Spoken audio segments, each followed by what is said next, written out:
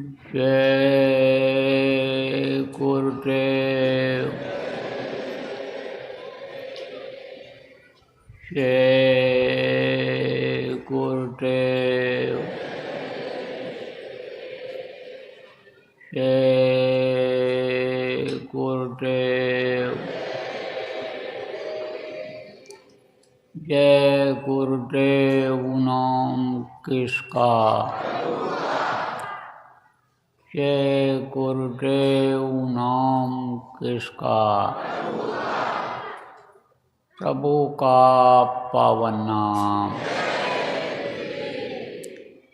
प्रभु का पावन नाम। जय गुरुदेव।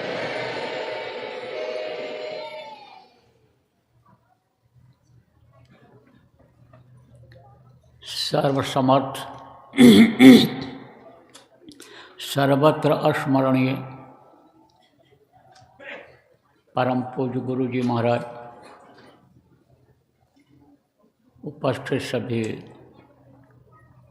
सत्संगी साधक प्रेमी बच्चे एवं बच्चियों, आज 29 दिसंबर 2024 सायंकाल ध्यान भजन का समय, आश्रम उज्जैन मध्य प्रदेश के इस भूमि पर, इस स्थान पर अपने लोगों को एक साथ इतनी भारी संख्या में ध्यान और भजन करने का जीवन में अवसर मिला। वक्त के महापुरुष, धरती के सरताज परम पूज्य गुरु जी महाराज की दया और मेहर से हुआ।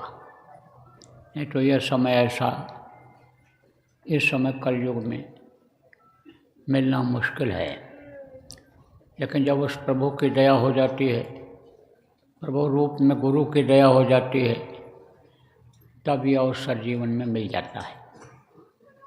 यह महापुरुषों की भूमि है, यहीं पर अवतारिक शक्तियाँ, यहीं पर ऋषि मुनि योगी योगेश्वर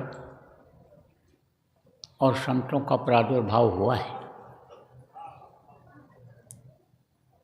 आए तो मनुष्य शरीर में ही हैं, लेकिन उनके अंदर की जो यह शक्ति है शरीर को चलाती है, वो जागृत हो गई है। जीवात्मा जागृत हो गई, उनकी जग गई। तो जब कोई सुप्तावस्था में होता है, सोने की हालत में होता है, या अर्ध निद्रा में होता है, सोता है, जगता है, उसको कोई बात बताओ तो उसके समझ में नहीं आता है। लेकिन नींद में न हो, उसको बताओ तो वो समझ जाता है। और अगर उसके समझ में यह बात आ गई कि इसको करने से हमारा फ़ायदा होगा, तो करने भी लग जाता है। तो जो करता है उसी को मिलता है, उसी का काम होता है। चाहे देखो ये दुनिया का काम हो, कमाने खाने का हो, नौकरी हो, व्यापार हो, खेती हो, जो करता हो उसी को तो मिलता है। और चाहे आध्यात्म का हो। तो जब जीवात्मा को यह पता चल जाता है कि यह हमारा देश नहीं है, हमारा घर नहीं है, इसको एक दिन हमको छोड़ करके जाना पड़ेगा, तब वो जीवात्मा अपनी घर की तलाश करती है। जीवात्मा को तलाश जब होता है तो वही जो जीवात्मा को ज्ञान कराते हैं, वही रास्ता बता देते हैं। इस रास्ते पर चलो तो तुम्हारा घर तुमको मिल जाएगा, तुम्हारा धाम तुमको मिल जाएगा, तुम्हारे जो प्रीतम हैं, पति परमेश्वर हैं, भगवान हैं, पिता हैं, वो तुमको मिल जाएंगे। तो जब संत आते हैं, साधारण रूप में बच्चे ही रहते हैं, लेकिन उनके संस्कार इस तरह के रहते हैं कि वक्त के गुरु के पास वो पहुंच जाते हैं और फिर उनके बताए हुए अनुसार चलते हैं तो उनके अंदर फिर प्रभु की ही शक्ति आ जाती है। और जब प्रभु की शक्ति शरीर में आती है तब उन्हीं को लोग भगवान मानने लगते हैं, देवता मानने लगते हैं, उन्हीं को पूजते हैं, पूछते हैं, सम्मान इज्जत करते हैं। और जब वो चले जाते हैं तब भी उनको लोग याद करते रहते हैं, मंदिर बना देते हैं, समाधि बना देते हैं, स्थान बना देते हैं, उन्हीं शरीर का नाम लेते रहते हैं, उनके शरीर का नाम लेते रहते हैं। वो जो लिख करके जाते हैं, लिखवा करके जाते हैं, उसको पढ़ते तो हैं लेकिन नहीं समझ पाने की वजह से, जिससे उनकी पूजा हुई करने से, साधन करने से, भजन करने से जिससे उनकी पूजा हुई, वो काम बेचारे नहीं कर पाते हैं और फिर भटक जाते हैं। अगर उतना जानकार कोई मिल जाए, भेदी मिल जाए, उसका भेद जो लिख करके वो गए, बता करके गए, और बता दे, पढ़ने वालों को समझा दे, मर्म को फिर जब वो जान ले तब उसको पूरा लाभ मिल जाए। लेकिन ऐसा हो नहीं पाता है। कुछ ही अन्य ऐसे होते हैं जो पाते हैं। आप ये समझो कि भाग्यवान ही पाते हैं, इस चीज़ को कहा गया है। तो प्रेमियों, जैसे अपने गुरु महाराज आए और गुरु महाराज ने भेद बताया और आत्माओं को होश दिलाया, सत्संग सुनाया, और फिर उसके बाद ये आपको भेद दिया, नाम का भेद, यह रास्ता बताया, इस पर चलोगे तो प्रभु तुमको मिल जाएगा, ध्यान लगाओगे प्रभु मिल जाएगा, भजन करोगे उसकी आवाज़ सुनने को मिल जाएगी। सार तत्वों को निकाला उन्होंने, दृष्टांत के आधार पर, साखी जिसको कहते हैं, कहानी जिसको कहते हैं, सुनाया। चौपाइयों को जो पहले के संत रहे उनको सुना करके उसका अर्थ बताया, तब देखो अपने लोगों को फ़ायदा मिल रहा है। गुरु महाराज को मान रहे हैं, जाने के बाद भी उनको याद कर रहे हैं, जाने के बाद भी देखो उनका फ़ोटो लगाए हुए हैं, उनके नाम से ये जगह बनाए हुए हैं, आश्रम। अब अगर न जानकारी होती और आपको अगर नहीं जानकारी हो पाई तो आपको कैसे लाभ मिल पाएगा। एक जमींदार था, काफ़ी ज़मीनें थीं, उसकी दुकानें भी थीं, मेहनत ईमानदारी की कमाई करता था, धार्मिक विचारधारा का था, पूजा पाठ करता रहता, संतों के पास आता जाता रहता, संत महात्माओं को बुला करके कोई न कोई कार्यक्रम कराता रहता था, उपदेश रोज करवाता था, तो उसका फल उसको मिल जाता था। जो भी खर्चा वो करता था उसका कई गुना आ जाता था, क्योंकि कहा गया है कि लक्ष्मी कमाई नहीं जाती हैं, लक्ष्मी आकर के बैठ जाती हैं और फिर वो खिसकती नहीं हैं। गोस्वामी जी महाराज ने भी कहा है कि जब सरता सागर मह जाही, यद्यपताहि कामना नाही, तिम सुख संपत्ति बिनहि बुलाए, धर्मशील पहजाए सुआए।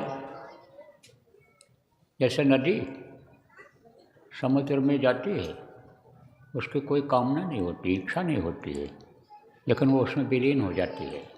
ऐसे लक्ष्मी जो धार्मिक होते हैं उनके पास अपने आप आ जाती हैं। वो ये नहीं कहती हमको पूजें या पूछें ये, या हमारी गाथा गाँवें, महत्व बतावें। धार्मिक होने के नाते लक्ष्मी जिसको रुपया पैसा कहा गया है वो अपने आप आ जाती हैं।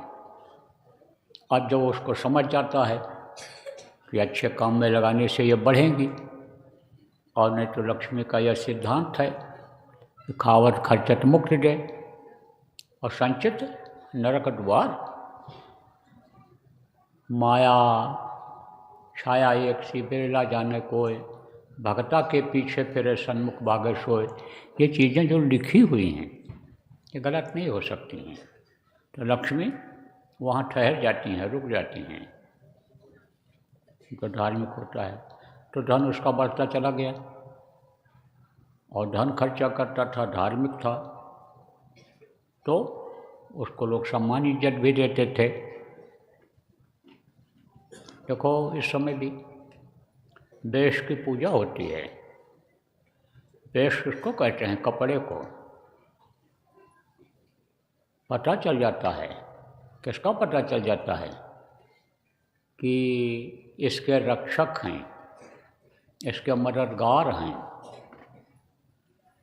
इनका सहारा है, या बेसहारा नहीं है। किसका पता चल जाता है? जो सुहागिन औरत होती है। अब सुहागिन औरत की क्या पहचान है? उसके पति हैं, इसका क्या पहचान है? वो सिंदूर लगाती है, यहाँ बिंदी लगाती है, यहाँ इस जगह। कहाँ पर? यहाँ ये जीवात्मा बैठी हुई है, इन दोनों आँखों के बीच में। यहाँ अभी कोई शुभ काम में विधवा चली जाती है तो कहते हैं अशुभ हो गया। आज भी इस समय ऐसा है। और सुहागिन हो तो आके बुला के बैठाते हैं। कुछ देखो शुभ काम हिंदू धर्म में विधवा नहीं कर सकती, सुहागिन ही करती हैं। जिनके पति होते हैं तो उसकी पहचान होती है। आप समझो प्रेमी, उसकी इज्जत होती है। इसी तरह से बहुत से लोग टीका चंदन लगाते हैं, उससे उनकी पहचान हो जाती है। उससे उनकी पहचान हो जाती है कि भाई ये धार्मिक हैं, या किसी न किसी देवी देवता के उपासक हैं। जैसे आपके प्रेम में पहचान हो जाती है, गुलाबी कपड़ा पहनते हो, आप टोपी उसी तरह के लगाते हो जिस पर जय गुरुदेव लिखा हुआ है, कानटोपा लगाते हो जय गुरुदेव लिखा हुआ है, तो आपका सम्मान बढ़ता है कि नहीं बढ़ता है?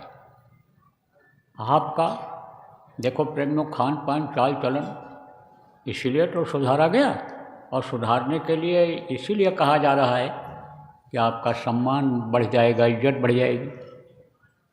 गुरु महाराज ने टाट पहनाया था, हम लोगों ने भी पहना था।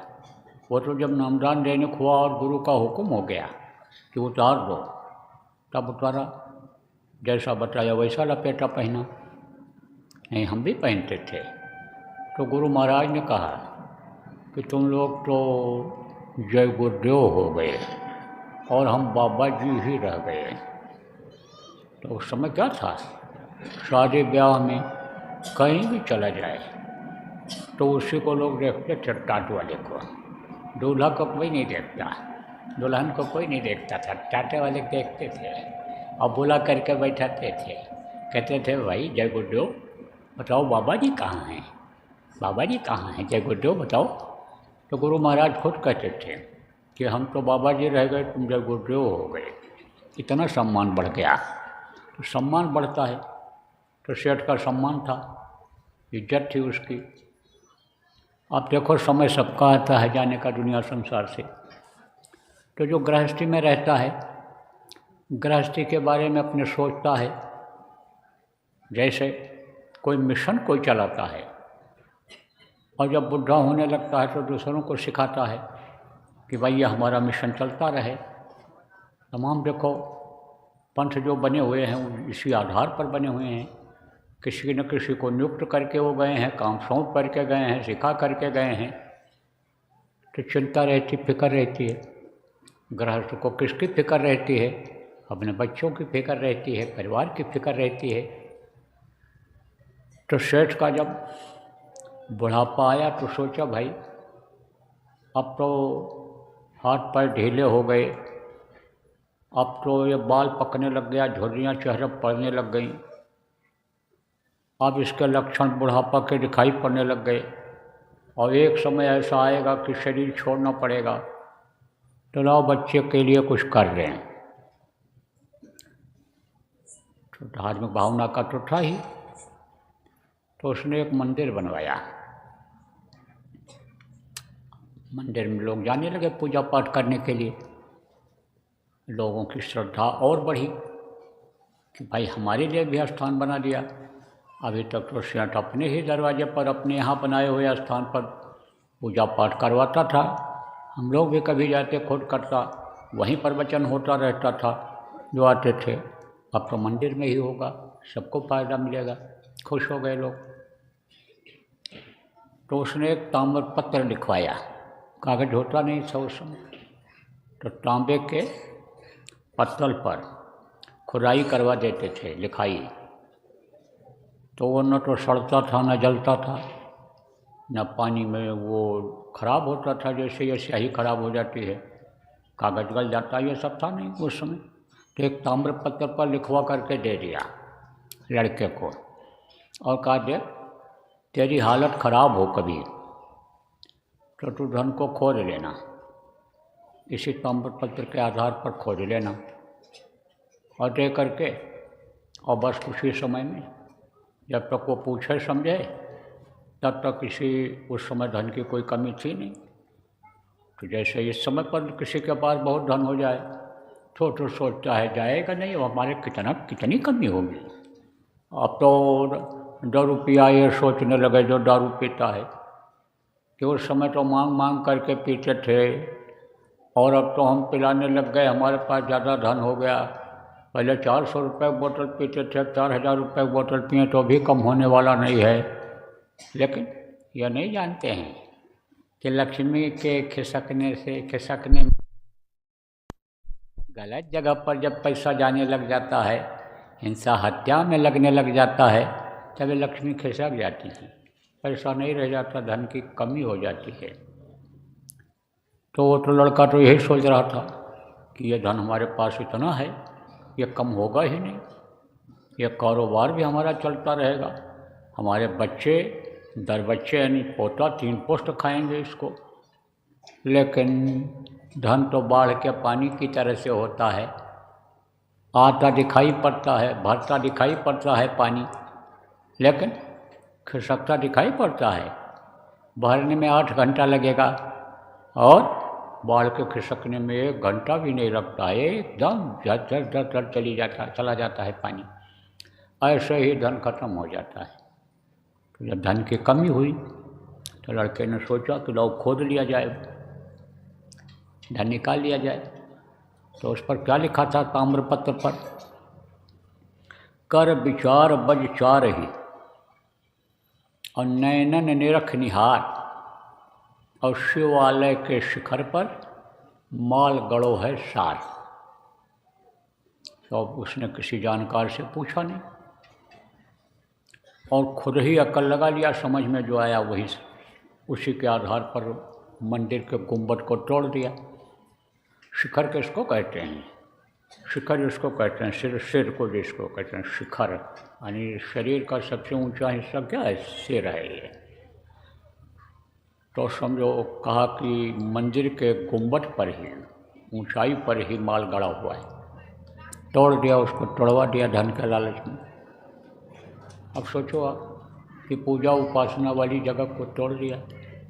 जैसे आज बहुत से लोग तोड़ते चले जा रहे हैं, उसी में शान अपनी समझ रहे हैं, यही सोच रहे हैं मंदिर तोड़ दो, मस्जिद तोड़ दो, गिरजाघर तोड़ दो, गुरुद्वारा तोड़ दो तो हमारा मजहब, हमारा धर्म ऊंचा हो जाएगा, हमको सवाब मिल जाएगा, हमको स्वर्ग मिल जाएगा, जन्नत मिल जाएगा। कितनी बड़ी भूल कर रहे हैं लोग। तोड़ दिया उसने, नहीं मिला, दीवार तोड़ दिया, मंदिर पूरा ढहा दिया, कहीं कुछ नहीं मिला, निराश हो गया, तो जाने का मोहताज हो गया। लोगों की आह लगी कि देखो हमारी पूजा इबादत की जगह को ख़त्म कर दिया इसने। एक इसके पिता थे जो हमारे लिए करके गए थे, धन मिला उनको, लक्ष्मी मिली, और उन्होंने ऐसा हम लोगों के लिए, गांव वालों के लिए कर दिया था और इसने नष्ट कर दिया। बार बार लोग कोसते रहे अंदर, लेकिन बोले क्या? बोले नहीं कुछ, क्योंकि उसकी बनाई हुई चीज़ थी उसके पिता की, तो तोड़ दिया उसने। अब गरीबी झेलने लगा, कर्मों का फल मिलने लग गया। एक महात्मा जी उस गांव में पहुँचे जो पहले भी आया जाया करते थे। तो उन्होंने कहा भाई यहाँ तो बड़ा विशाल मंदिर था, विशाल शिवालय था और देखने में भी ठीक ठाक पुराना नहीं था। तो गया कहाँ? तो गांव के एक आदमी ने कहा जमींदार के लड़के ने, सेठ के लड़के ने तोड़वा दिया उसको। हैं, मंदिर तोड़वा दिया? किस लिए तोड़वा दिया? तो कहा कि धन के लालच में। बोलो बड़ा बेवकूफ, धन के लालच में तोड़ दिया मंदिर? मंदिर बनाने से, पूजा स्थल बनाने से, पूजा करवाने से, भगवान को याद कराने से, प्रभु को याद कराने से, नियम संयम सीखने सिखाने से तो लक्ष्मी बढ़ती हैं। और उसने तोड़ दिया। बुलाओ उसको। आया जमींदार का लड़का, पैर छुआ तो कहा तुमने मंदिर तोड़वा दिया। कहाँ महाराज, दुविधा में दोनों गई और माया मेरी न राम, न तो रुपया पैसा मिला और समझो कि यानी मंदिर भी हमारा गया जो मिला हुआ था। हम भी तरस रहे हैं। मंदिर में मूर्ति का दर्शन करने के लिए सब हटा देना पड़ा। बोले क्यों किया तुमने ऐसा? तुम्हारे पिताजी तो बड़े धार्मिक थे, तो तुमको ये कैसे सूझा कि मंदिर तोड़ देंगे तो धन मिल जाएगा? तब कहा महाराज आपको दिखाता हूँ। कहा क्या दिखाओगे? बोला ताम्रपत्र जो लिख कर वो गए थे उस पर लिखा है। लाया, दिखाया, पढ़ा उन्होंने। तो कहा तू इसको समझा, क्या लिखा है? बोला यही समझा महाराज कि मंदिर के शिखर पर माल गड़ा है और तोड़ा, उसको नहीं मिला। फिर लालच बढ़ी कि अब दीवार को तोड़ दें, ज़मीन खोद दें, कुछ नहीं मिला महाराज। लगता है कि गलत संदेश उन्होंने लिखवा दिया। कहे बोल यह बता कि जब कोई अपने औलाद के लिए गलत संदेश देता है, गलत रास्ता दिखाता है? बोले महाराज ये तो नहीं, ऐसा तो नहीं होता है। बोले तू समझ नहीं पाया और तू धन अगर चाहता है। बोल चाहता है? कहा चाहता हूँ। तो कहा तो फिर उसी स्थान पर उतने नाप तौल का मंदिर बनवा और जब बनकर तैयार हो जाएगा तब तू मुझे खबर करना और मैं धन खोदवा दूंगा तेरा, एक एक पाई निकलवा दूंगा, तू मुझको संदेशा देना। तो उसने बनवाया मंदिर। बनकर तैयार हुआ जब तो गया, कहा महाराज आदेश के अनुसार मंदिर तैयार हो गया, अब आप चलिए। आए, अपना दैनिक क्रिया किया। बोले जब शाम को 4 बजे तब हमको मंदिर के पास ले चलना। शाम को जब 4 बजा और मंदिर के पास जब गए महात्मा जी, तो मंदिर की शिखर की परछाई जहाँ पड़ रही थी, परछाई पड़ती है जैसे आप चलते हो आपकी परछाई होती है, पेड़ की परछाई होती है, मकान की परछाई होती है, ऐसे मंदिर की परछाई थी। तो कहा जहाँ ये परछाई पड़ती है देखा, कहा इस जगह पर खोद, और ज़मीन को खोदा, बहुत सारा माल मिला, बहुत सारा माल मिल गया। इसी तरह से देखो आजकल लोग भटक रहे हैं। सत्संग में सुनते हैं, प्रवचन में लोग सुनते हैं कि भगवान है, अब भगवान का दर्शन हो सकता है, लेकिन इधर उधर भटक रहते हैं। कहा वस्तु कहीं और खोजे कहीं, कहीं विध मिलना होए। जैसे वो वस्तु माल उसका तो ज़मीन के नीचे था और खोजा उसने मंदिर को तोड़वा दिया, तो माल कैसे मिले? कहीं भी मिलना हो कैसे मिले? तो कहा घट घट मेरा साइया सोनी सेज न कोई, पर वो तो इस घट में है, इसमें कोई खोजता नहीं है। इसमें खोजा तो मिले, इसी में सब कुछ है, इसी में तो खजाना भरा हुआ है, इसी में रोशनी, इसी में प्रकाश, इसी में अनहद, इसी में नाद, इसी में देवी, इसी में देवता, इसी में ब्रह्मा, इसी में विष्णु, इसी में शंकर। आप ये समझो इसी में तो सब हैं, इसी में राम, इसी में कृष्ण। ये जितनी अवतारिक शक्तियाँ हैं उनका दर्शन तो इसी में होता है। इसी जिस्मानी मस्जिद में खुदा का दीदार होता है, पीर पैगंबर ये सब उसमें नज़र आते हैं, जितने भी हैं सब इसी में दिखाई पड़ते हैं। इसी में आप समझो कि खुदा का नूर दिखाई पड़ता है, इसी में जो है पैबी आवाज़ सुनाई पड़ती है। लेकिन बस तो कहीं खोजो कहीं, तो कहीं भी मिलना हो है कहाँ पर, और खोज कहीं रहे हो इधर उधर। अगर इसके अंदर खोज लो तो मिल जाए। तो भेदी जब मिल जाते हैं तब भेद बता देते हैं। देखो जितने ये पीछे के इतिहास हैं उसमें जब भेदी मिले हैं तब आप पे देखो कि दुष्टों पर जब महापुरुष विजय पाए हैं। और भेदी अगर न मिलते, विभीषण अगर न मिलते तो लंका पर विजय राम भगवान पा सकते थे? नहीं पा सकते थे। तो आप फिर समझो कि भेदी किसको कहते हैं? जिनको अंदर की जानकारी हो। तो वो कौन हुआ करते हैं? वो प्रेमियों हमारे आपके कुछ लोगों के जो ये गुरु महाराज हैं, ये गुरु हुआ करते हैं, जिनको सदगुरु कहा जाता है, जिनको स्पिरिचुअल मास्टर कहा गया, जिनको मुर्शिद कामिल कहा गया। जब वो मिलते हैं तब आप फिर समझो, जब कामिल मुर्शिद मिलते हैं तब बात खुदा से होती है। जो काम दवा न करती है वो काम दुआ कर जाती है। और जब कामिल मुर्शिद मिलते हैं तब बात खुदा से होती है। तो कामिल मुर्शिद से काम होता है, इनको सदगुरु कहा गया। और सदगुरु जब मिल जाते हैं तो संशय को ख़त्म कर देते हैं। और नहीं तो आदमी का संशय बना रहता है। संशय क्या बनाना, जैसे बताया ना, किसी ने कह दिया अयोध्या चले जाओ भगवान मिलेंगे, चला गया उसी संशय में, वहाँ भगवान है। फिर किसी ने कह दिया वहाँ काशी चले जाओ, वहाँ चले गए। फिर चले जाओ हरिद्वार, वहाँ चले गए। बद्रिकाश्रम चले जाओ, वहाँ मिलेंगे।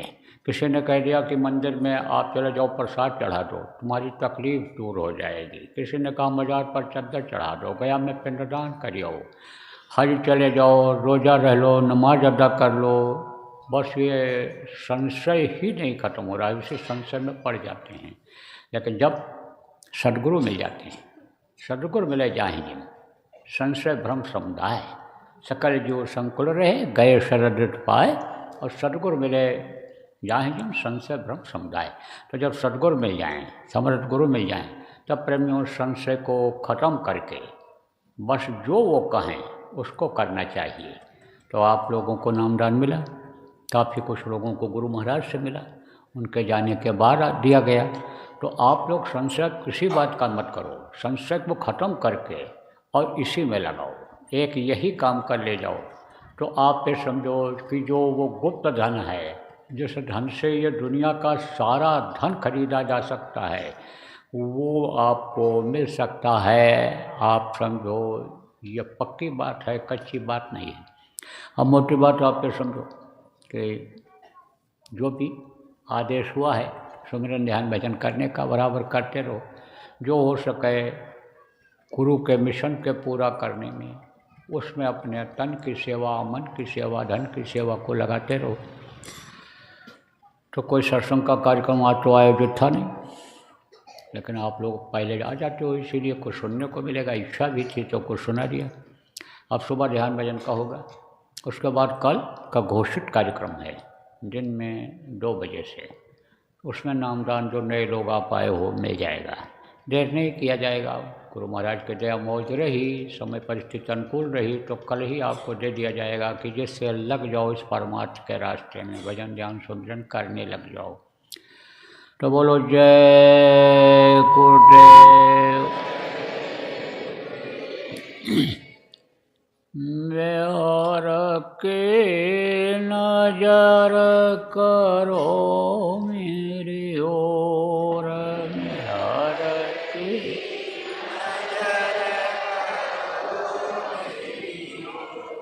दया की नजर करो मेरी ओर, दया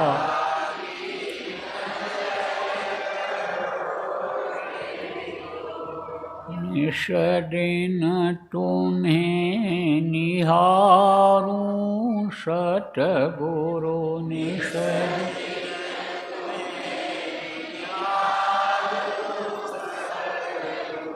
जैसे चंद्र चकोर जय हृदया की नजर करो मेरी ओर दया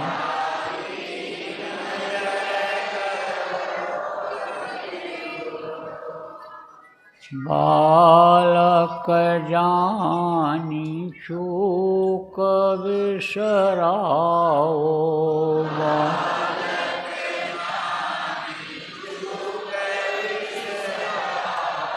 आया शरण अब मैं तोर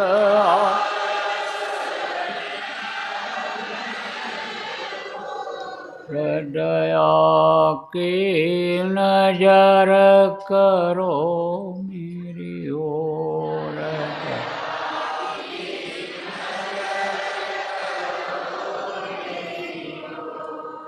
सदा दयालु स्वभाव तुम्हारा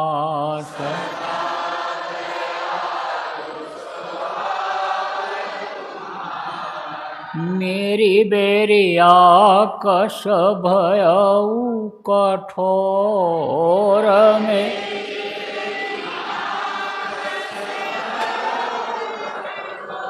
हृदया की नजर करो मेरी ओर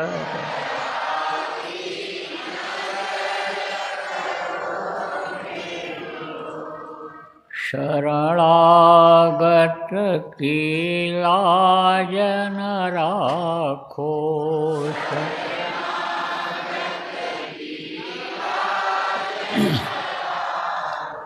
मोसो पतित अब जाए कहीं और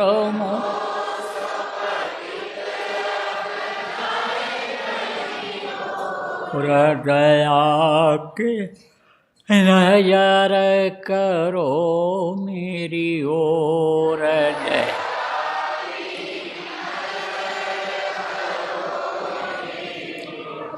अब की बार ले वजो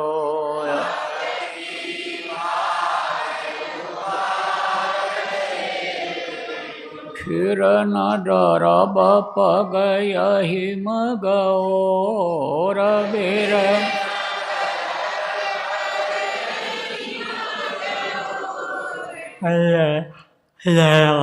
की नजर करो मेरी ओर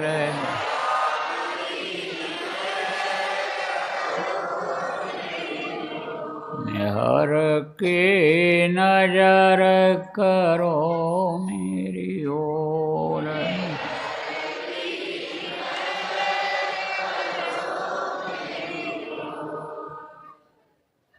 जय गुरुदेव जय